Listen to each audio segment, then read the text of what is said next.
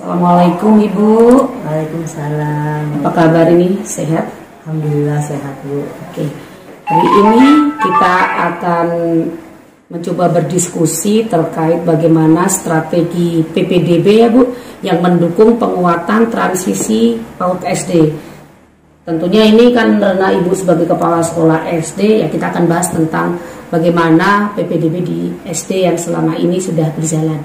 Nah Bu, kalau kita flashback sejenak, apakah melalui PPDB kita mampu mengenal kebutuhan peserta didik? Itu kalau dari sudut pandang Ibu bagaimana? Kalau dari sudut pandang saya sejauh ini belum bisa secara keseluruhan karena kebutuhan peserta didik kan berbeda-beda, gitu ya. Selama ini kan kita baru online kan, pakai online, sistem online ya. Jadi kita nggak tahu sampai sejauh mana kebutuhan anak-anak itu. Sejauh ini yang kejadian kan dari usia, gitu ya. Kalaupun ini paling lingkungan zona terdekat deh nih, itu saja. Tapi kalau secara kebutuhan anaknya belum bisa. Anak-anak kan ada yang belum bisa baca, ini itu segala macam dengan problemanya. Kita nggak bisa ngelihat karena online tadi itu.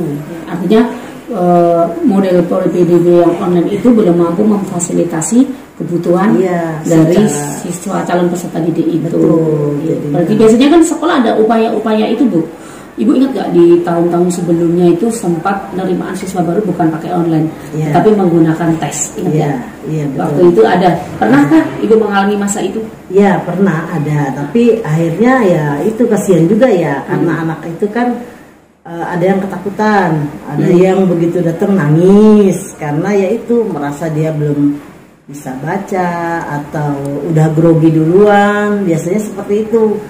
Dan rata-rata anak-anak yang sudah bisa baca itu memang mereka melewati jenjang PAUD TK ya, biasanya rata-rata ya. Rata-rata sudah masuk sekolah TK, kemudian masuk PAUD, kemudian TK, jadi dia udah otomatis sudah bisa baca tulis. Sementara yang di rumah kan ada tuh yang hanya di rumah dia nggak belajar sama orang tua.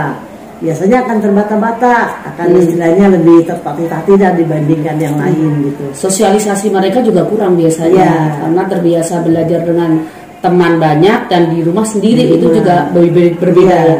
Nah saya juga punya pengalaman Bu ketika mengajar di kelas 1, kalau ada anak yang begitu masuk tahu-tahu suruh baca tulis hitung, akhirnya dia akan menangis dan fatal tidak mau sekolah lagi. Nah ini pendapat Ibu bagaimana nih untuk menghilangkan seperti itu di minggu-minggu pertama ketika mereka mulai masuk secara online nih, kita dapat calon siswa yang sudah online.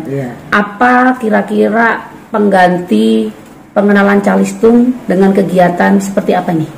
Iya, sejauh ini kegiatannya MPLS, masa pengenalan lingkungan sekolah, MPLS. Jadi anak kelas 1 biasanya tidak langsung belajar, tidak langsung calistung seperti itu.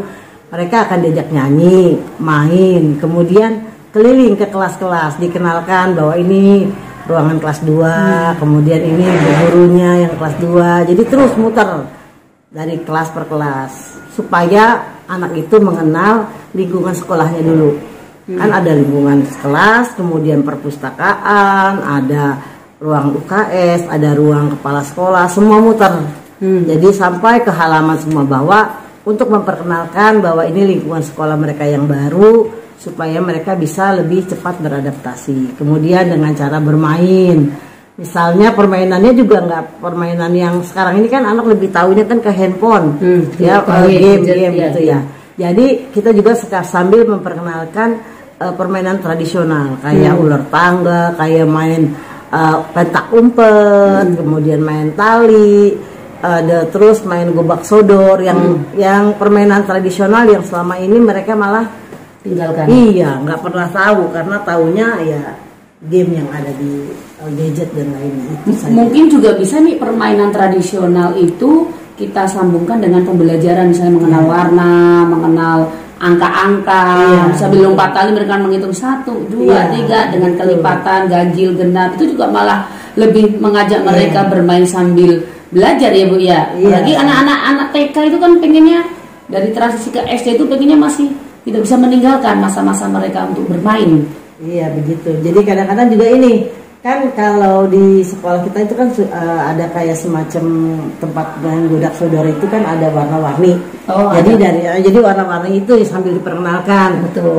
Misalnya ini merah, kuning, juga bukan cuma pelajaran bahasa Indonesia, sambil belajar kosakata baru bisa, terus merah, apa segala macam. Jadi dengan bahasa Inggris juga bisa, dengan bahasa Indonesia juga bahasa Sunda bisa. Bisa karena muatan lokalnya di Kota Bekasi kan bahasa Sunda jadi bisa dikenalkan dengan kegiatan. Kalau begitu jadi menarik ya Bu untuk EPLS jika dikemas tidak fokus kepada baca tulis, tetapi dengan aktivitas atau kegiatan yang mengarahkan penguatan fondasi mereka ketika mereka masuk SD. Jadi tidak tahu-tahu disuruh membaca, menulis, berhitung, tetapi dengan mengajak mereka mengenal lingkungan, mengajak mereka aktivitas bermain sambil belajar. Dan saya juga punya USNA nih Bu, ada kegiatan tambahan yaitu mengajarkan mereka melakukan kata ajaib, minta tolong, terima kasih, dan maaf.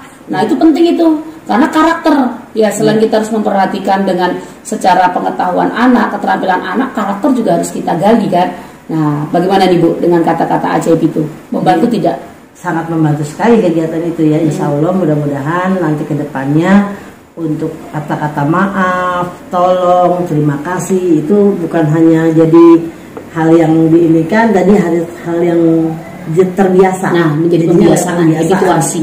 Bukan cuma kewajiban kalau buat yang dewasa apa yang bukan hanya untuk yang usia lebih tua, tapi untuk pembiasaan dari dini, sejak dini sampai dewasa, jadi sudah terbiasa dengan kata-kata itu.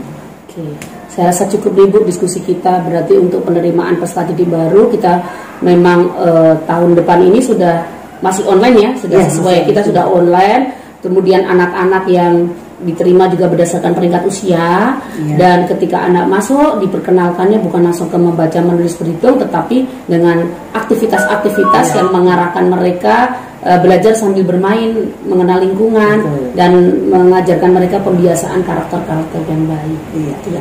Terima kasih atas waktunya Ibu. Assalamualaikum warahmatullahi wabarakatuh. Waalaikumsalam warahmatullahi wabarakatuh.